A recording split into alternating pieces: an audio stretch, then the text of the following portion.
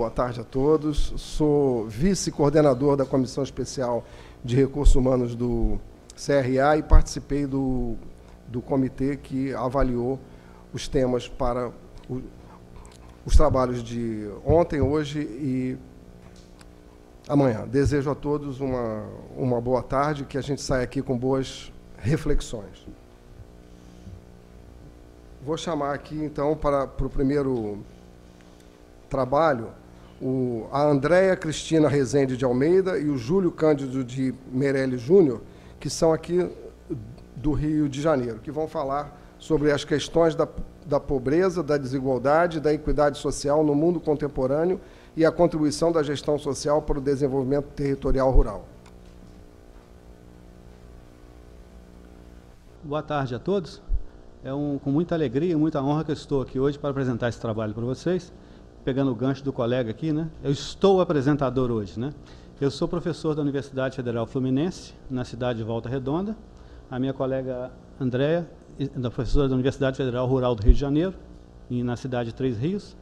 E nós somos alunos do programa de pós-graduação Ciência, Tecnologia e Inovação Agropecuária.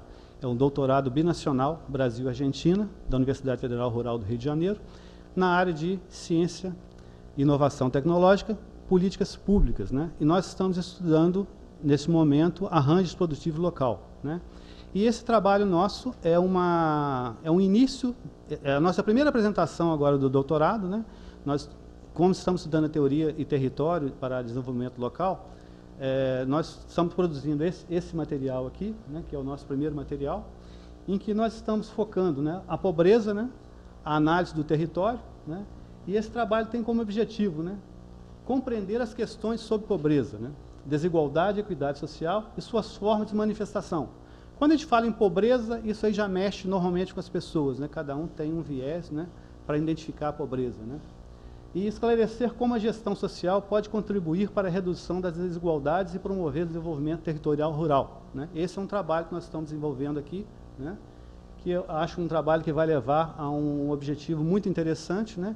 E, no meu caso em particular, estou fazendo análise de um arranjo produtivo na área de produção de banana orgânica no estado do Rio de Janeiro, com o objetivo intermediário, né, refletir um pouco a partir das propostas de Amartya Sen, Inácio Stache e Fernando G. Tenório. O professor Tenório foi um professor nosso aqui da Fundação Getúlio Vargas, a gente trabalhou com ele 6 meses, né, sobre desenvolvimento e gestão social, e descrever a evolução histórica do pensamento científico sobre a noção de pobreza. O nosso trabalho, né, é um trabalho bibliográfico com base em material publicado em livros e artigos relacionados com a temática, né. Nós não chegamos ainda num trabalho na base de estudo de campo ainda, nós vamos começar agora no princípio de janeiro. E o nosso trabalho buscou esclarecer a questão da multidimensionalidade da pobreza, evidenciando os fatores que contribuem para a sua ocorrência. A argumentação central, né, dele, que para combater a pobreza e a desigualdade social, faz necessário um novo olhar tanto para a questão da pobreza quanto para o desenvolvimento, compreendendo a sua multidimensionalidade e buscar estabelecer um processo dialógico entre Estado e sociedade, tendo em vista os preceitos da gestão social. A Andréia vai continuar a apresentação. Boa tarde a todos, né? Muito boa tarde. Primeiramente, gostaria de agradecer a oportunidade de estar aqui apresentando esse trabalho ao CRA, especificamente, que organiza o evento. Como meu colega Júlio colocou, nós fazemos parte de um doutorado binacional, que é o primeiro doutorado binacional, em parceria com a Rural, que é a universidade onde eu ministro, onde eu sou docente, né, sou professora, com a Universidade Nacional de Rio Quarto, né, em nossa área de pesquisa em termos de políticas públicas.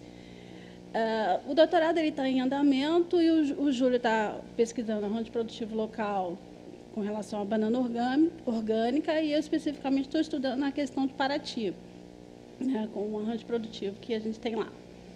Bem, há uma inquietação minha, particularmente, sempre quando eu penso nessas questões das desigualdades sociais, né, da pobreza, da falta de equidade, e de que maneira você pode tentar buscar soluções para reduzir a pobreza, né, tentar eliminá-la, né, mas de que maneira a administração, especificamente, poderia contribuir nesse sentido. Então, né, a nossa busca, né, em função dessa inquietação, foi participar de algumas disciplinas do doutorado em função de entender melhor sobre as teorias de desenvolvimento. Então, desenvolvimento é um termo que foi cunhado aproximadamente na década de 40, né, quando o presidente Truman pronunciou pela primeira vez o termo subdesenvolvido. Daí você tem um conceito ligado ao desenvolvimento. Desenvolvimento, inicialmente, era uma questão relacionada a crescimento econômico, e ele viria como uma consequência natural desse crescimento econômico, como num efeito cascata. O problema dessa abordagem é que, principalmente a partir dos trabalhos, né, do Castell, que ele vai dizer que esse desenvolvimento não estava vindo como frutos desse crescimento econômico, né? Então, havia algo de errado, né, nessa abordagem da teoria de desenvolvimento. Sachs, ele vai dizer que o conceito de desenvolvimento ele tem múltiplas dimensões, e é preciso observar essas múltiplas dimensões. O conceito de desenvolvimento tem evoluído, incorporando, né, aspectos positivos e negativos, refletindo as mudanças nas configurações políticas e nas modas intelectuais. Na realidade, a principal proposição de Sachs é que a gente deve caminhar para um modelo de desenvolvimento, um modelo que seja includente, inclusivo, né? Então, no mês passado, eu participei de um congresso também internacional, tive a oportunidade de assistir o professor Sachs falando, e é emocionante e bastante nutritivo participar e ouvi-lo, né, falando sobre os rumos, os modelos de desenvolvimento. E ontem, na palestra do professor Domênico De Masi, ele tocou um pouco nessa questão, mas de que modelo? De onde vem o modelo de desenvolvimento? Né? Tem um outro autor, o Zawal, que ele vai falar dos efeitos perversos que ocorrem quando você faz modelos, né, quando você faz modelos transpostos, quando você faz uma transposição de modelos, né, que existiam na Europa, nos Estados Unidos, e faz essa transposição sem o reconhecimento da situação local, dos sítios de pertencimento. Então, um pouco por aí. Bem, a pobreza, né, quando a gente fala sobre carência absoluta, então, é inegável você, numa situação de carência absoluta, né, deslocar para a discussão de redistribuição de recursos, para a distribuição de renda. A pessoa não tem o que comer, né, não tem o suficiente para a sua manutenção física, então, efetivamente, ela precisa de renda para adquirir os bens para a sua subsistência. Mas ainda a pobreza, ela é portadora de inúmeras controvérsias, né? E o Sachs, o SEM, na sua abordagem Pobreza e Fomes, ele vai descrever um pouco sobre essas noções de pobreza e ainda colocar, assim como eu coloquei inicialmente, que o desenvolvimento tem um caráter de multidimensionalidade, a pobreza ela também tem um caráter de multidimensionalidade. Bem, a pergunta, no final dos slides, né, é como que a gestão social ela pode contribuir para o desenvolvimento territorial rural, que é, né, a área onde a gente está estudando. Então, o Tenório, que é a referência quando se fala em gestão social, ele vai nos colocar que a gestão social ela é um processo dialógico, um processo gerencial dialógico, onde a autoridade decisória ela é compartilhada entre os participantes da ação, né?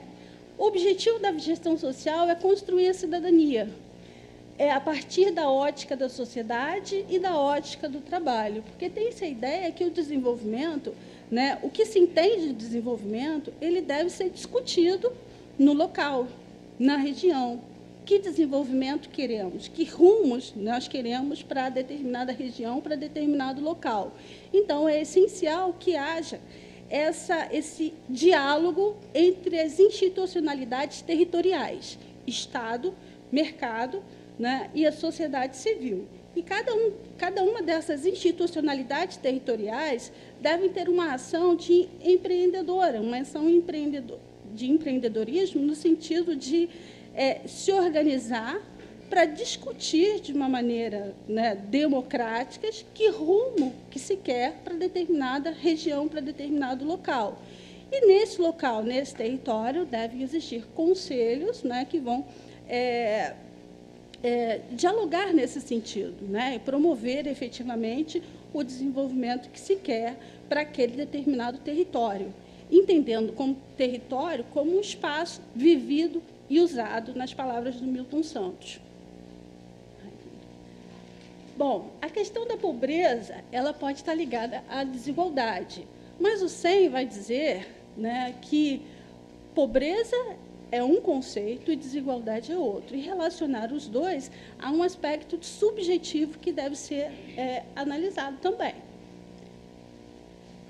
Stewart diz que é mais fácil enfrentar a pobreza com crescimento do que sem, né? Então, é mais fácil tendo, né, um aumento do Produto Nacional do PNB e tentar redistribuir recursos e resolver essa questão do que se você não tem crescimento. A pobreza, ela pode ser estudada tanto quanto um fenômeno que afeta as pessoas, que afeta os indivíduos, e a sua inserção na esfera produtiva, quanto a partir das carências individuais, em comparação, por exemplo, com o Brasil, que tinha um PNB maior do que a China e o Sri Lanka na época da pesquisa. Então, ele vai entrar nas minúcias do conceito para tentar compreender, né, a questão da fome, da pobreza, da miséria, e propositivo no sentido de ter uma abordagem das capacidades. Assim como a gente viu ontem o Domênico De Masi dizendo que o principal objetivo do desenvolvimento de um modelo é a vida humana, esse deve ser o fim, na abordagem também do CEM, do Sachs, né? O objetivo é a vida. E as pessoas precisam de meios para fazer as suas efetivações, o que você entende como ter qualidade de vida e bem-estar. Tá? Bem, então, ao longo do tempo, somaram-se outras formulações, como a questão das necessidades básicas, da privação relativa e a privação das capacidades, que eu vou falar sobre cada um. Bem, na abordagem das necessidades básicas, a pobreza ela tem várias faces e ela se manifesta por intermédio de diversos tipos de carências. Mas é fato quando a gente fala o que é uma pessoa pobre, né? Então, pobre é o sujeito cuja renda não é suficiente para a sua manutenção física. Essa pode ser uma abordagem limitada, porque numa abordagem mais sociológica, o indivíduo ele pode te responder de uma maneira diferente sobre o que ele entende como ser pobre. Ser pobre pode ser entendido como eu não tenho um ente, um familiar, eu não tenho uma rede de relações sociais, né? Então, isso ele pode entender como também ser pobre. Eu tenho carências de educação, de saúde, de alimentação. Isso está também relacionado à questão da pobreza. As críticas a essa abordagem é que existem aspectos subjetivos que devem ser considerados, como exemplo, a questão problemática das necessidades básicas de alimentação. O que é necessário para que uma pessoa se sinta efetivamente nutrida, para que ela tenha um desenvolvimento saudável e aumente a sua expectativa de vida, né? Vai. Na privação relativa, vai dizer que a pesquisa, a pobreza, ela é definida socialmente. A relação entre privações e renda, ela é mutável ao longo do tempo e no interior das sociedades e entre países pobres e entre países ricos, né, que ocupam diferentes territórios. A pobreza ela pode ser vista como um estado de carência em comparação com outras situações sociais em outros territórios, né? Bom, a privação das capacidades, que é a principal abordagem do CEM, do Amartya Sen, elas nos remete à discussão dos campos da justiça social, da política, das desigualdades e da subjetividade. Exatamente nesse ponto, sobretudo com relação à justiça social, é que a gente faz a ligação com a questão com a gestão social na abordagem do Tenório. A análise da justiça social e vantagens individuais são oferidas em termos de capacidades que uma pessoa tem, ou seja, suas liberdades substantivas.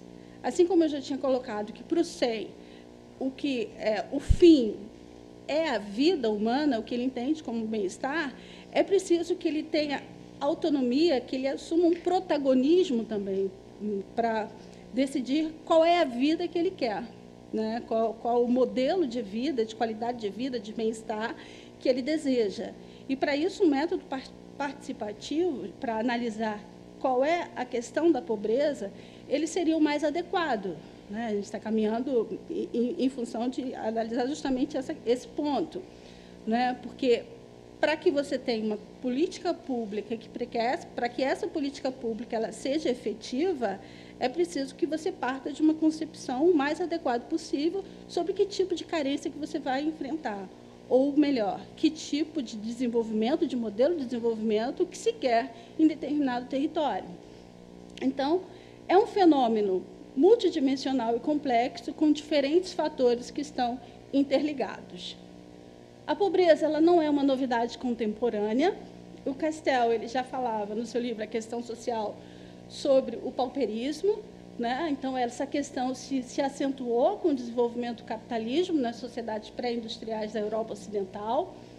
No fim do século XX, as questões referentes à desigualdade social não estavam sendo equacionadas como resultado do crescimento econômico. Então, espera aí, tem um ponto que está errado aqui. Se eu tenho um aumento do crescimento econômico e eu não tenho uma diminuição das desigualdades sociais, que modelo de desenvolvimento é esse que está se apregoando, né? O CEM, né, vai dizer que a fome é uma questão de acesso e não de produção. Nós temos assistido a vários recordes, né, de produção agrícola para alimentar o mundo, mas e as pessoas morrendo de fome, né? Então, isso é extremamente preocupante e afeta, né, a nossa profissão de gestores, né? CEM vai dizer que o enfoque de olhar o desenvolvimento como expansão das liberdades reais contrasta com a visão do desenvolvimento associado ao PNB, né, como eu tinha colocado, aumento das rendas pessoais, industrialização, avanço tecnológico, modernização social. Para CEM, o desenvolvimento requer que se removam as principais fontes de privação da liberdade, né, para que ele possa assumir a sua autonomia, o seu protagonismo, tá, e ter a vida como fim principal.